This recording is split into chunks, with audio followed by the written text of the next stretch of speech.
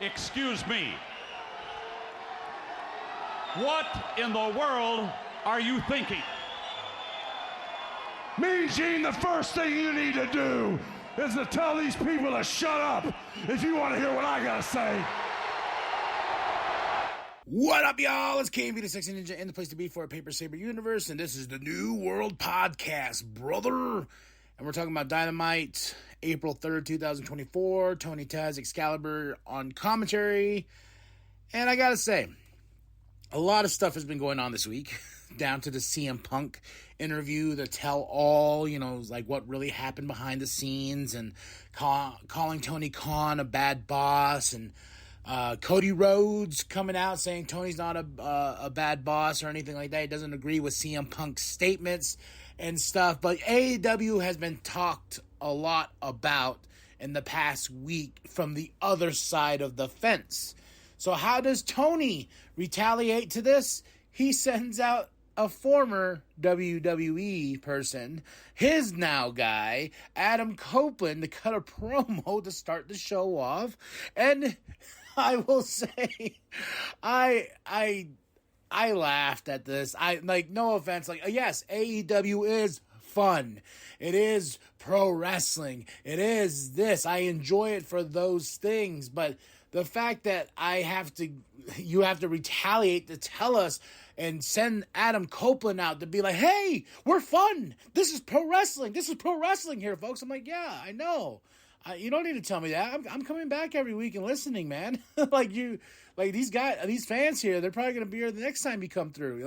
You don't need to tell us how much fun you are, because we're having fun with AEW. Even though there is some things that are questionable and things that we dislike, it's just we're pro wrestling fans. That's what makes pro wrestling fans, And Adam's going on this big we're the greatest thing since sliced bread, he's just going on and on about how much fun they are, where real wrestlers come to wrestle, it's real pro wrestling and all this and that. And I'm just like, man, did Tony slip you 100? Hey man, say the nicest stuff you can, please. I've had one hell of a week.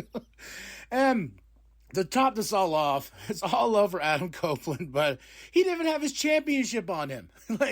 He got it after the fact when he introduces Will Ospreay, and he doesn't even say Will Ospreay. He's naming off all these people. He's like, I had Kenny Omega, get better. Blah. He's naming off all these people. He even mentions Cody, but he says, and Will Ospreay.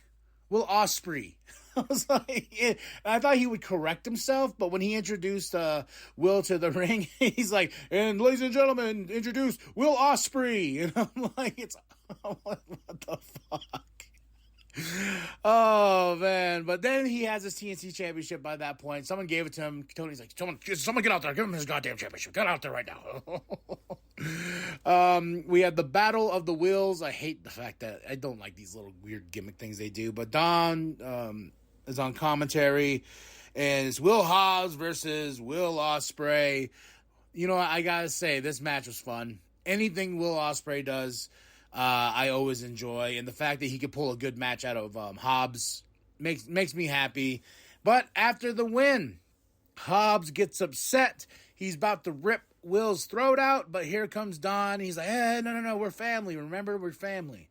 And Will's like, all right, Will Ospreay's getting out of there. Ospreay, we'll call him Ospreay. He gets out of the ring. And as he's walking out, of course, Bryan Danielson interrupts Will's victory just to be a dick. But our next match is Lance Archer versus Bryan Danielson. Bryan Danielson for the win, pulling a good match out of Lance Archer. The next up we have Renee with Jericho. I just don't care.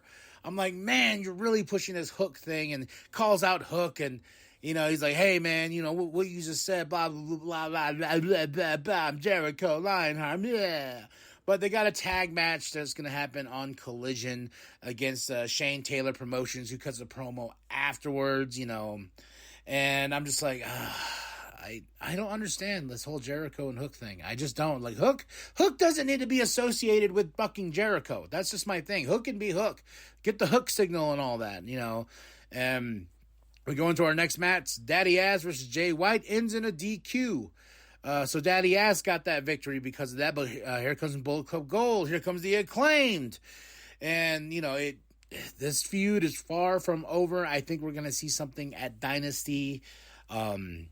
So then next up we have the Young Bucks.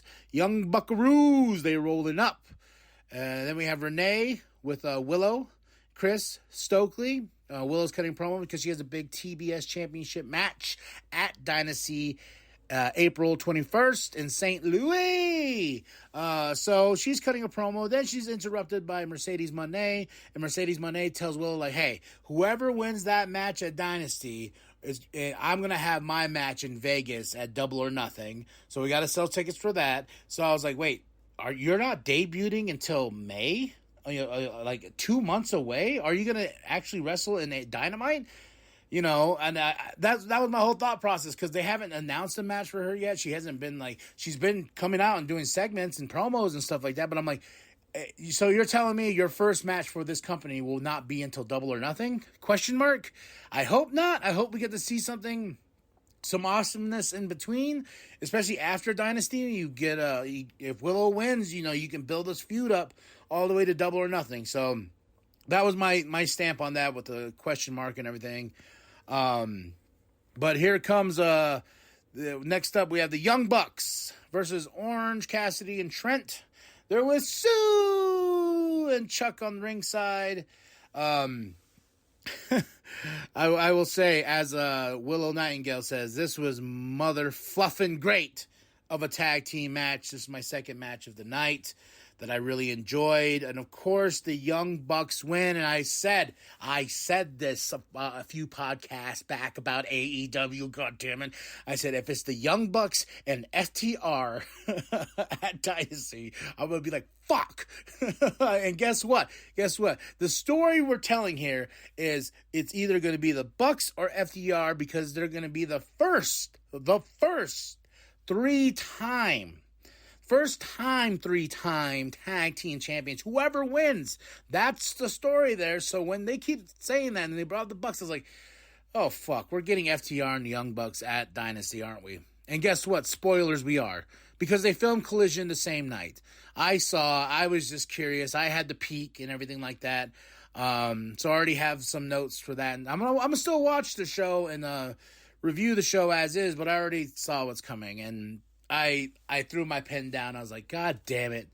All right, as much as the Young Bucks and FTR will put on a great, fantastic tag team match, it's like you're just pushing all these other great tag teams to the side. I just don't get it, You want to be about the revolution. You want to be about the evolution of pro wrestling and the sport in general. You want to be the next big thing, but you just keep going back to the well. Like, I understand. Bucks, FTR, that's money. But maybe we can start building these other teams up like that. Like, I would have loved seeing Orange and Trent. But the biggest thing out of all of this that made me go, OMG, oh my gosh. This is the thing.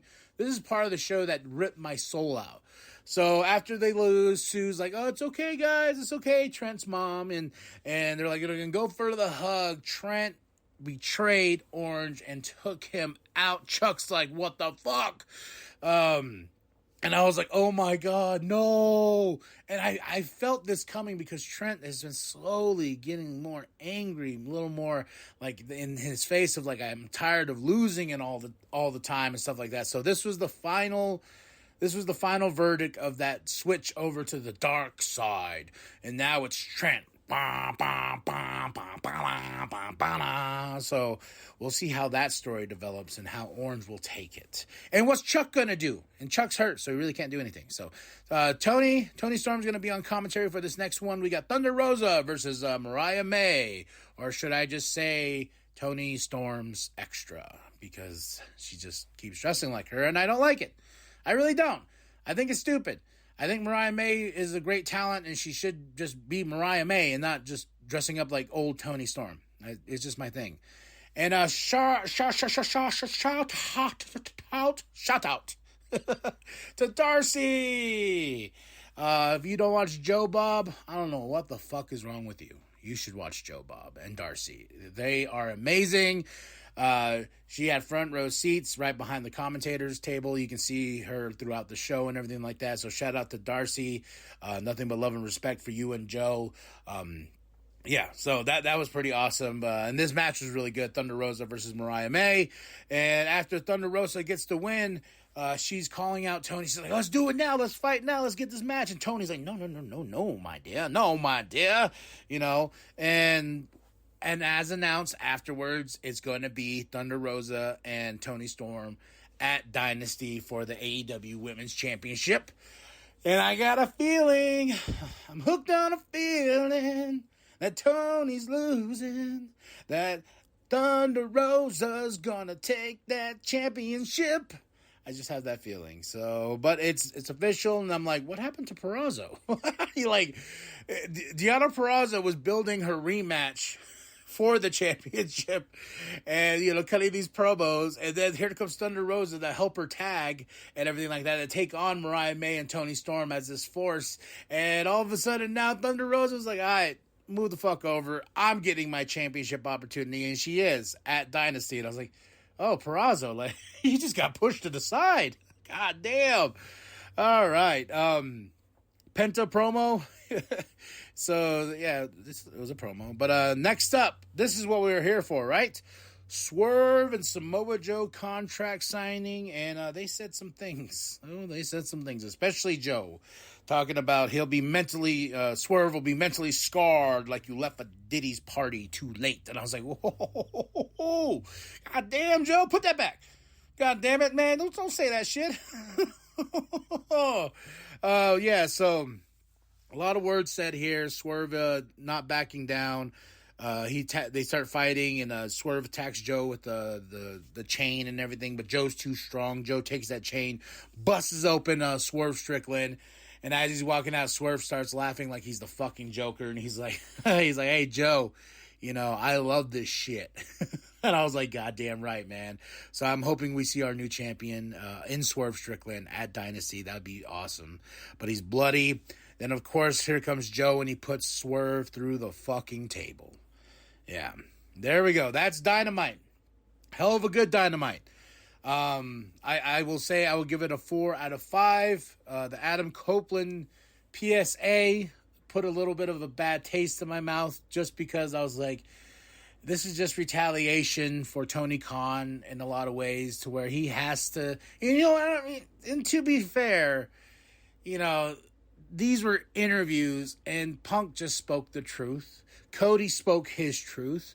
And, it's a lot of things. And I know that Tony Khan has a lot of beef with Eric Bischoff, because Eric Bischoff has nothing good to say.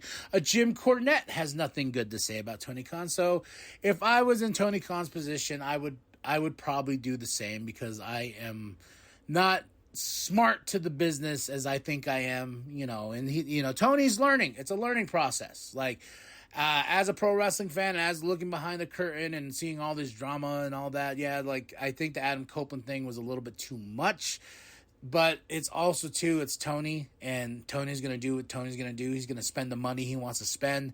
But as long as I can still get some good pro wrestling matches here, I'll just keep that drama to the side. I will comment on it, but I will still enjoy the show as is. So I enjoyed this show. Will Hobbs versus Will Ospreay was my favorite match of the night. Second up was Young Bucks versus Orange and Trent. Young Bucks get the win. I'm a little sad we are going to get FTR Young Bucks, but I'm also super fucking happy we're getting FTR and the Young Bucks, because that's just how disgusting us pro wrestling fans are here. And I gotta say, if they filmed this show, they did the show live, the Dynamite show, and they filmed Collision right after that, and they also filmed Rampage. I haven't been to an AEW show yet. I want to go to Double or Nothing, because I was like, man, going to Vegas would be the shit. And going to Double or Nothing, where it all started, and with all the pay-per-views, that'd be awesome. And then I was like, well, at pay-per-views, it's going to be a pay-per-view, so you're probably going to be there for 4 hours or whatever, maybe 5 hours. And I was like, man, how much is just a regular show? So I went up on the Reddit and looked up 5 to 6 hours of going to these shows. There, and I thought about it. I was like, man, that's gotta be a bitch. Like, I love going to pro wrestling. It could be different. You're sharing an experience with other fans, but 5 to 6 hours? You know, you got to sit through Elevation, probably, Rampage, probably, Collision, probably, Ring of Honor tapings. Like, you got all these tapings, then you have the main show itself that's going to be live. So that's a lot. That's a full day. But, of course, you know, it's good for the wrestlers. It's good for the talent because they like, hey, we got one day of work. Then we go on. I don't think they're doing house shows anymore. Are they still doing house shows? Because I remember that was a big deal, doing little shows here and there between here and there. But, yeah, and then, of course, Collision's going to be on a special time because of the March Madness thing and all that. But there you go. 4 out of 5. I enjoyed the show, and I just had my critiques here and there, and it was mother-fluffing great. All right, y'all. Drop those comments below. Hit that like. Hit that that subscribe button. Hit it well. Then share with your grandma. Share with your grandpa. Share with the bum down at Walmart. Go to ProWrestlingTees.com/New World Podcast. Get yourself that sweet nWp logo created by Penta X. And remember that the New World Podcast is for life, brother. Wrestling more fun.